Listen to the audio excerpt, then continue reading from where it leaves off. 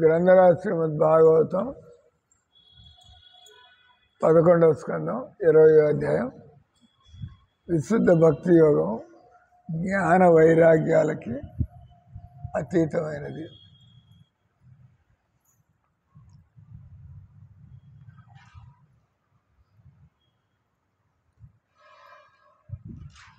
ఇరవై 21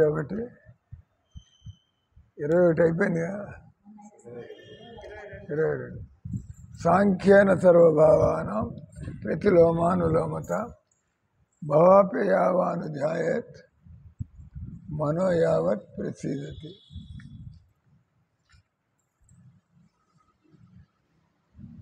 అనువాదము తాత్పర్యం శ్రీల ప్రభుపాదికి.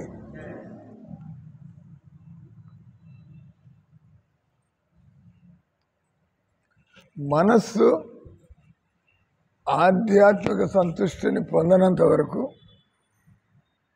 మనిషి సకల భౌతికత, విరాట్, పృథ్వీ, పరమాణువులు తాత్కాలిక స్వభావాన్ని విశ్లేషణాత్మకంగా అధ్యయనం చేయాలి. అంటే ఎప్పటికప్పుడు మనం మోహాన్ని తొలగించుకోవాలంటే, మాయను తొలగించుకోవాలంటే మనసు ఆధ్యాత్మిక సంతుష్టిలో లగ్నము కానంత వరకు, అంటే ఆల్వేస్ సోబర్, మనం గంభీరంగా ఉండి మనం దేన్ని చూస్తున్నాము, దాని అసలు స్థితి ఏంటి, ఇక్కడ విరాట్, పృథ్వీ, పరమాణువుల యొక్క విశ్లేషణాత్మక అంటే జ్ఞానం, మనకు ఉండేటువంటి భ్రాంతుల్ని, మోహాన్ని జ్ఞానంతో ఛేదించమంటున్నాడు. అంటే మనకి ఏదైనా ఆకర్షణలు వికర్షణలు కలుగుతుంటే మనం ఇది పదార్థాన్ని చూసి లేదా భౌతిక పరిస్థితిని చూసి, దాన్ని ఇప్పుడు బల్లిని చూసి लक्ष्मी ऐसा नहीं करना है. तो आप समझ रहे हैं, ये भी मेरा शरीर जैसे है, मैं अपने शरीर से मैं ऐसा घृणा नहीं करता हूँ, मैं छिपकेली से क्यों कर रहे हैं, आराम से उसको उठा के बाहर फेंक देना है. तो वो से सेंटिमेंटल में जा रहे हैं. इधर हम बात कर रहे हैं पंचभूत और आत्मा, लेकिन सचमुच प्रैक्टिकल में आता है. हम लोग थोड़ा डर जाते हैं या हमको घृणा होता है. We are not on the platform of knowledge, knowledge के स्तर पर नहीं है. हम लोग सहजीय भक्ति, हम लोग प्राकृत भक्ति, భక్తి ప్రాకృత భక్తి, అప్రాకృత భక్తి.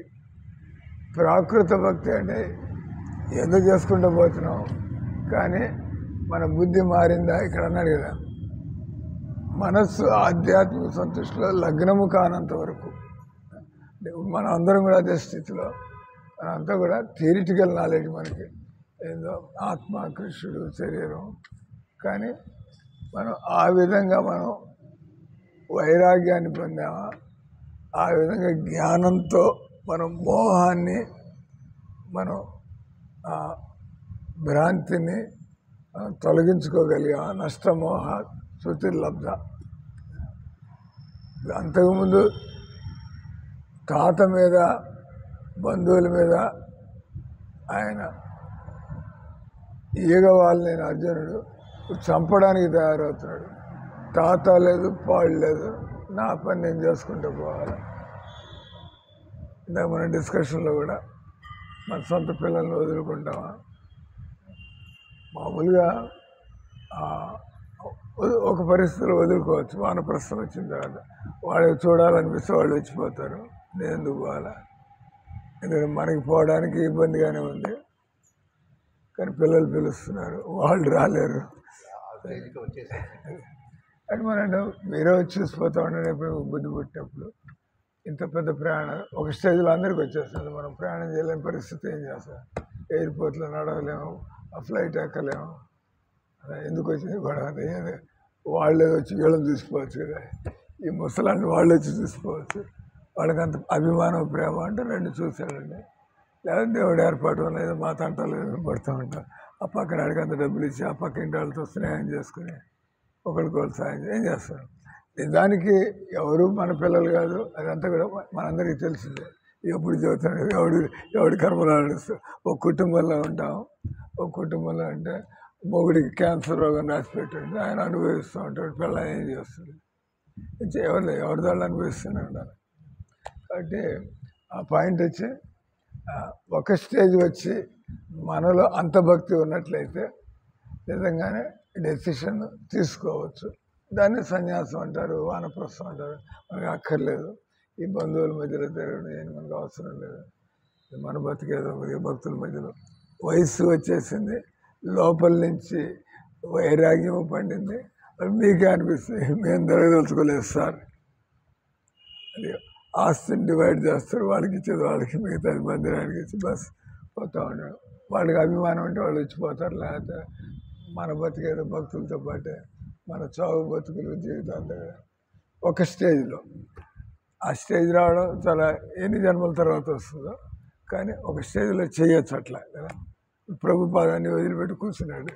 ఆయన పోతాను నా పిల్లకాయలు వచ్చిన చూడాలా అని చెప్పాడు. అంత కోరిక ఏం పట్టించుకోరా, వాళ్ళ బతకాలి మన బతుకు. ఆయన అంత గురువు అంతమంది ఇళ్ళ నుంచి బయటకు తీసుకొచ్చి పోయేప్పుడు నా పిల్లలు వచ్చి ఈయన మెన్షన్ అసలు వాటి గురించే మాట్లాడలే ఆయన. ప్రభుపాద పోయేప్పుడు పెళ్ళాం ఇంకా బతికే ఉంది, పిల్లలు ఉన్నారు అందరూ, కానీ ఆయన వాళ్ళ గురించి ఏం మాట్లాడాలి. ఆయన అది ఇల్లు వదిలిపెట్టేప్పుడు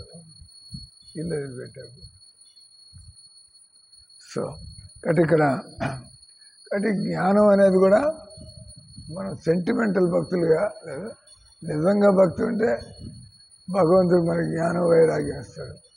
నిజంగా మనకి జ్ఞానం వైరాగ్యం అంటే మనకు అర్థమవుతుంది.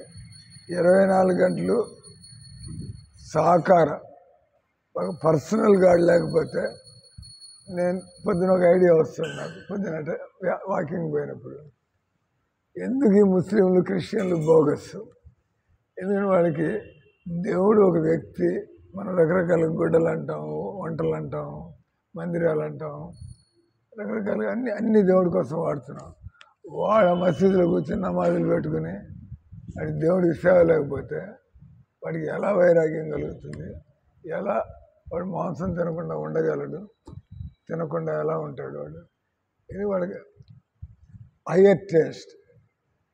అది లేకపోతే అంతా అందుకే అన్నారు దాన్ని ఏమన్నారు, దాన్ని తామసిక శ్రద్ధ. ఎందుకు దేవుడిని అంటారు కానీ వాడికి ఏబిసిడి తెలియదు. ఈ క్రిస్టియన్లకి ముస్లింలకి ఏబిసిడి తెలియదు. వాళ్ళకి తెలియజేయడానికి మనం చెబుతూ ఉంటాం. మతాలు దేవుడు పక్కన పెట్టబోయా, ముందు మనం మంచితనం, సిగరెట్లు, సారాయి, మాంసాలు ఇది అవసరమా లేదా? అవసరం లేదు మనిషికి. కాబట్టి దీని ఫస్ట్ అంటే బుద్ధుడు వచ్చి చంపొద్దన్నాడు. ఆయన దేవుడి గురించి మాట్లాడలే. బుద్ధుడు వచ్చి ఆయన ఆత్మ అని కూడా మాట్లాడలే. జంతువులు చంపడం ఎందుకే అక్కడ ప్రారంభించారు. ప్రభుపాద అమెరికాలో పోయినా ఎక్కడ పోయినా అదే కూడా మాంసం తినకూడదు, మాంసం ఎందుకు తినాలి, ఇది ప్రశ్న. ఎక్కడికి పోయినా ఇదే ప్రభుపాద. ఇప్పుడు ఈ క్రిస్టియన్ బిషప్లు కలుసుకున్నారు. వాళ్ళు ఏమంటారు, ఏందే మీరు దేవుడి గురించి మాట్లాడడానికి కూర్చున్నాను సార్, మీరు మీటింగ్ అంతా మాంసం తినకూడదు, ఇది అది అది చెబుతారండి. అది పక్కన పెట్టండి అంటే అది మేము తింటూనే ఉంటాం. ఆ తర్వాత మేము దేవుడి గురించి చెప్పండి. నీ ఇబ్బంది నీకేం చెప్పండి. మాంసం తినేవాడికి ఏం అర్థమవుతుంది దేవుడి గురించి? కానీ ఇప్పుడు ఆ రికార్డింగ్స్ అన్నీ ఉన్నాయి. గొడవ పెట్టుకున్నట్టుగా ప్రభుపాద ఈ మాత్రం చేయకపోతే ఎందుకు తినాలి? దయ లేదా అంటే వచ్చాందుకే నేను క్లాసెస్ వాడు కొత్త వాడు వస్తాడు, నేను ఆటోమేటిక్గా తిప్పుతాను లేదా టాపిక్, మాంసం తింటారు లేదు అనే కదా. ఎవడో ఒకటి చెప్పాలి కదా, చెప్పకపోతే ఎట్లా తెలుస్తుంది వాడికి? ఇక్కడ నా దగ్గర 4 చివాట్లు పడితే ఎప్పుడో ఒక రోజు గుర్తొస్తుంది. సాయి చెప్పినాడే అటంత గట్టిగా అప్పుడు తిరిగి రావచ్చు, నేను వదిలేస్తాను చెప్పి. ఇక్కడ కాబట్టి జ్ఞానం అనేది నిజంగా భక్తులైతే ఈ మాయను తట్టుకునేంత జ్ఞానం మనకి లోపల నుంచే వస్తూ ఉంటుంది. వ్యామోహాలు, ఆకర్షణలు, భ్రమలు, భ్రాంతులు అంటే ఈ శరీర స్థాయిలో కదా, వీటన్నిటి కొద్దిగా అంటే ఆత్మదృష్టితో తిరగాల. మరి ఆత్మదృష్టితో తిరగాలంటే జ్ఞానం లేకపోతే మనకి ఆత్మజ్ఞానం ఉండాలి కదా, ఆత్మదృష్టితో తిరగాలంటే. అందుకే అన్నాడు అంటే విరాట్, పృథ్వీ, పరమాణువుల తాత్కాలిక స్వభావములు అంటే ఇవన్నీ కూడా కాలంతో మారుతున్నటువంటి పరిస్థితులు. కృష్ణుడు, నేను, ఇది కాలంతో సంబంధం లేనటువంటిది. ఇప్పుడు కుటుంబం అన్నాము, పోతాం మనం, వాళ్ళకి మనకి సంబంధం ఏమైంది, మన పిల్లలు ఎక్కడ, మనం ఎక్కడ, మన దారి మంది వాళ్ళు, మనం వెళ్ళిపోతాం. కానీ విశ్లేషణాత్మకంగా అధ్యయనం చేయవలను. సృష్టి విధానమును అతడు అనులోమ క్రమం ద్వారా ప్రళయ విధానాన్ని ప్రతిలోమ క్రమం ద్వారా నిరంతరము గమనించవలను.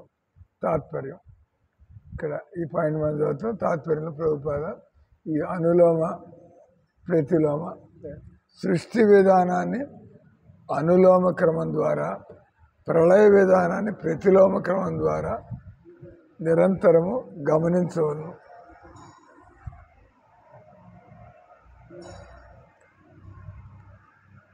పైకి పోయేది కిందకి రావడానికి అన్నది ఒక సామెత ఉంది. ఏంటంటే పైకి పోయేది కింద, తెలుగులో ఉందానికి సరే వీళ్ళు చేసిన అనువాదం అది. ప్రభుపాద ఏం చేస్తాడు, English book, anything goes up will come down, అంతే కదా. ఏదైనా వస్తువు పైకి ఎసిరితే అది నేల మీదకి రావచ్చు కాదు, ఏది గాల్లో నిలబడదు కదా. వెంట్రుకను మీరు వదిలిపెట్టినా నేల మీదకి రావాలి కదా. అది ఒకటి ఇంగ్లీష్లో Prabhupada, anything that goes up has to come down అని.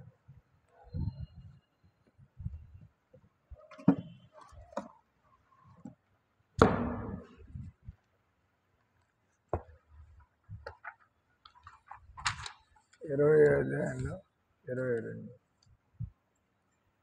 there is a saying that whatever goes up must come down.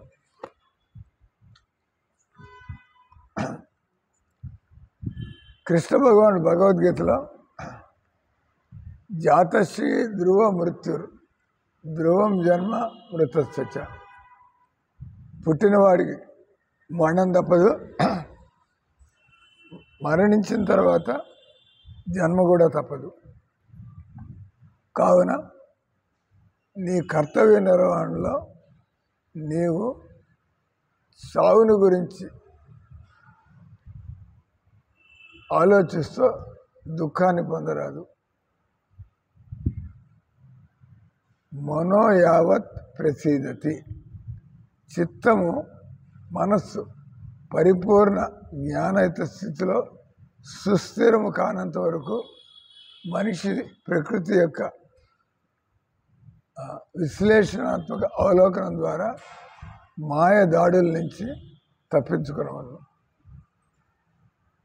మాయ దాడి అంటే శరీర స్థాయిలోకి రావడం. మనం ఎప్పుడు ఈ శరీరాన్ని భగవంతుడి సేవలో పెట్టాలా, కానీ మనం ఈ శరీర ప్రభావంలో వచ్చి మనం ఈ శరీరంతో అనుభవించవచ్చు. ఇక్కడ లౌకిక మనస్సు మైథున సుఖం వైపుకు ఆకర్షితం కావచ్చు. కనుక ఆధ్యాత్మిక బుద్ధితే మనిషి తన దేహం ఏ విధంగా తాత్కాలికం, కృత్రిమంగా తన కామ లక్ష్యమైన దేహం యొక్క స్వభావాన్ని తప్పక విశ్లేషించవలను.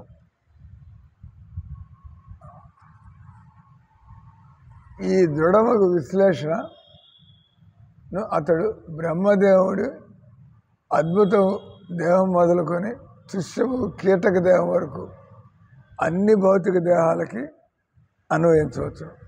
కాబట్టి ఎంత గొప్ప దేహమైనా ఎంత నీచ దేహమైనా మనం దాన్ని అసహించుకోవడం కానీ దాని ప్రతి ఆకర్షితులు అవడం కానీ మనం ఈ వయసులో ఉండే వాళ్ళని చూస్తూ ఉంటాం. రోగాల పాలై మంచాల్లో పడి వాళ్ళని చూస్తూ ఉంటాం. సో మనకి ఆ సమదృష్టి రాగలిగితే మనం మోహానికి గురిగాము. ఇదివరకే కృష్ణ భగవానుడు తెలిపినట్లు కృష్ణ భక్తి ఎందు ఎదిగినవాడు సహజముగానే ఇంద్రియ భోగముల నుంచి పారిపోవను. నిజంగా ఆత్మ అర్థమైతే దీన్ని ఒక రోగంలాగా చూస్తాను.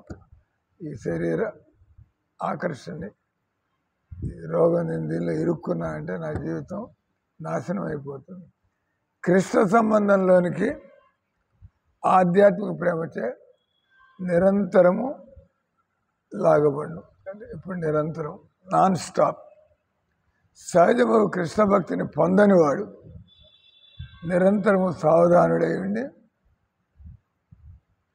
భగవన్ మాయచే వంచితుడు కాకుండా,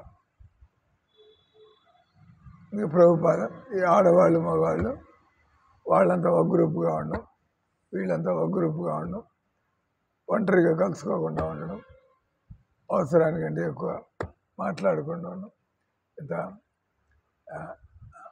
ఇస్కాన్లో పెట్టిన పద్ధతి.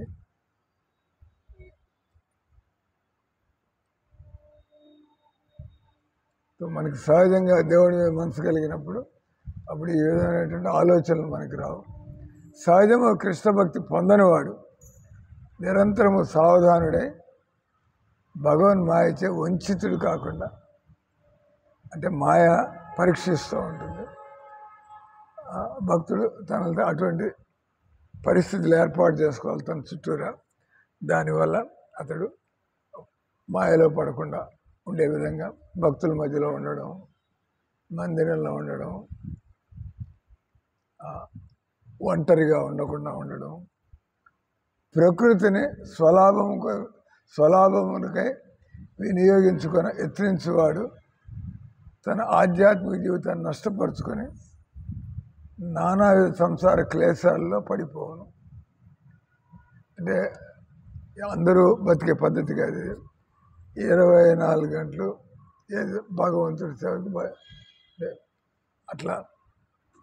ఏ రకంగా ఇస్కాన్లో ప్రభుపాద అన్నాడు, ఉదయం నిద్ర లేచినప్పటి నుంచి రాత్రి నిద్రపోయేదాకా బస్ మనం ఒక సేవకుడిలాగా మనం సాధనలు చేస్తూ, సేవలు చూసుకుంటూ, ప్రచారం చేస్తూ, ఇప్పుడు అంటే మనం రిలాక్స్ అవ్వడాలు, రెస్ట్ తీసుకోవడాలు, మనం బస్ రోజు తర్వాత రోజు, రోజు తర్వాత రోజు ఒకసారి అలవాటు అయిపోతే మనకి అది కష్టం అనిపించదు.